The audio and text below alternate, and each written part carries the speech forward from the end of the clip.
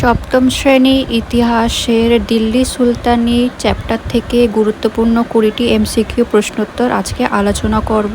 তো চলো শুরু করা যাক।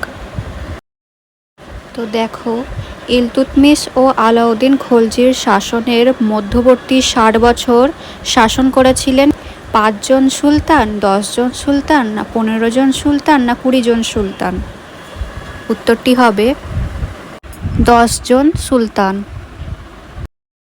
এরপর দেখো, শাসক হয়েও সুলতান উপাধি নেননি বহলল্লোদি, রাজিয়া, খিজির খান, না ইলতুৎমিশ?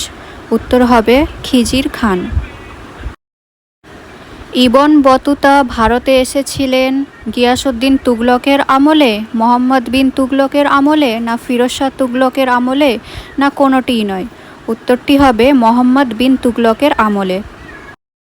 পানিপথের প্রথম যুদ্ধ সংগঠিত হয় 1470 খ্রিস্টাব্দে, না 1526 খ্রিস্টাব্দে, না 1605 খ্রিস্টাব্দে? উত্তর হবে 1526 খ্রিস্টাব্দে। ইসলাম জগতের প্রধান শাসকের উপাধি ছিল সুলতান, আমির, খলিফা, না আলিম? উত্তর হবে খলিফা। মুসলমান শাসকরা অমুসলমান প্রজাদের কাছ থেকে যে কর আদায় করতেন তা হলো তীর্থকর, ধর্মকর, না জিজিয়া কর, না তুরস্ক দণ্ড? উত্তরটি হবে জিজিয়া কর। ভারতবর্ষে প্রথম জিজিয়া কর চালু হয় দিল্লিতে, বাংলায়, না সিন্ধু প্রদেশে, না মিরাটে? উত্তরটি হবে সিন্ধু প্রদেশে। বিজাপুর ও গোলকুন্ডা সুলতানি তৈরি হয়েছিল বাহমনি শাসন থেকে, না বিজয়নগর শাসন থেকে, না ইলিয়াস শাহী শাসন থেকে, না খলজি শাসন থেকে? উত্তরটি হবে বাহমনি শাসন থেকে।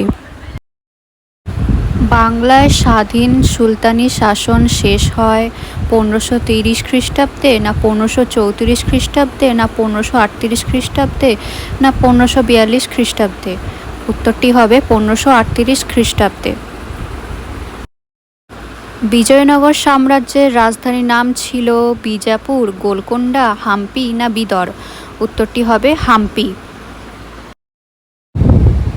দিল্লির প্রথম কোন শাসক তার শিলালিপিতে নিজের নাম পরিবর্তন করে পুরুষ হিসাবে পরিচয় দিয়েছিলেন?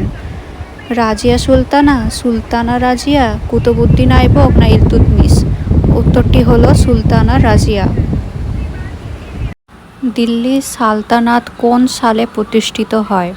1206 খ্রিস্টাব্দে, 1210 খ্রিস্টাব্দে, 1226 খ্রিস্টাব্দে, না 1290 খ্রিস্টাব্দে? উত্তরটি হবে 1206 খ্রিস্টাব্দে। দিল্লি সুলতানি বা সালতানাতের প্রশাসনিক ভাষা কী ছিল? আরবি, তুর্কি, ফার্সি, না হিন্দি? উত্তর হবে ফার্সি। জিতল কী ধরনের মুদ্রা ছিল? স্বর্ণ মুদ্রা, রৌপ্য মুদ্রা, তাম্র মুদ্রা, না ব্রোঞ্জের মুদ্রা? উত্তরটি হবে তাম্র মুদ্রা। কার রাজত্বকালে দিল্লি সালতানাতের বিস্তার সর্বাধিক হয়েছিল? আলাউদ্দিন খলজি, ইলতুৎমিশ, কুতুবউদ্দিন আইবক, না মোহাম্মদ বিন তুগলক? উত্তর হবে মোহাম্মদ বিন তুগলক। ইবন বতুতা কোন দেশ থেকে ভারতে এসেছিলেন? মরক্কো, পারস্য, চীন, না আরব? উত্তরটি হবে মরক্কো। এটি আফ্রিকায় আছে। দাস বংশের প্রতিষ্ঠাতা কে ছিলেন? ইলতুৎমিশ, কুতুবউদ্দিন আইবক, বলবন, না রাজিয়া সুলতানা? উত্তর হবে কুতুবউদ্দিন আইবক।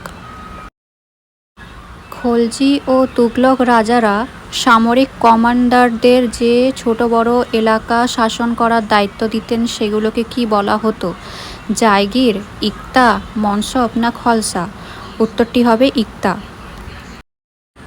কার শাসনকালে মঙ্গল নেতা চেঙ্গিস খা ভারত আক্রমণ করেছিলেন? আলাউদ্দিন খলজি, মোহাম্মদ বিন তুগলক, গিয়াসউদ্দিন বলবন, না ইলতুৎমিশ? উত্তরটি হবে ইলতুৎমিশ। আর চেঙ্গিস খা ভারত আক্রমণ করেছিলেন 1221 খ্রিস্টাব্দে ইলতুৎমিশের শাসনকালে। কোন সুলতান কর্মনিয়োগ দপ্তর চালু করেছিলেন? Employment exchange? মোহাম্মদ বিন তুগলক, ইলতুৎমিশ, কুতুবউদ্দিন আইবক, না ফিরোজ শাহ তুগলক? উত্তরটি হবে ফিরোজ শাহ তুগলক। তো এই ছিল সপ্তম শ্রেণীর ইতিহাসে দিল্লি সুলতানি থেকে গুরুত্বপূর্ণ 20টি এমসিকিউ প্রশ্নোত্তর। পরের দিন দিল্লি সুলতানি থেকে আরও 20টি এমসিকিউ প্রশ্নোত্তর আলোচনা করব। ভিডিওটি ভালো লাগলে লাইক সাবস্ক্রাইব করে পাশে থাকবেন আর চ্যানেলটি ফলো করে রাখবেন। ভিডিওটি সম্পূর্ণ দেখার জন্য ধন্যবাদ।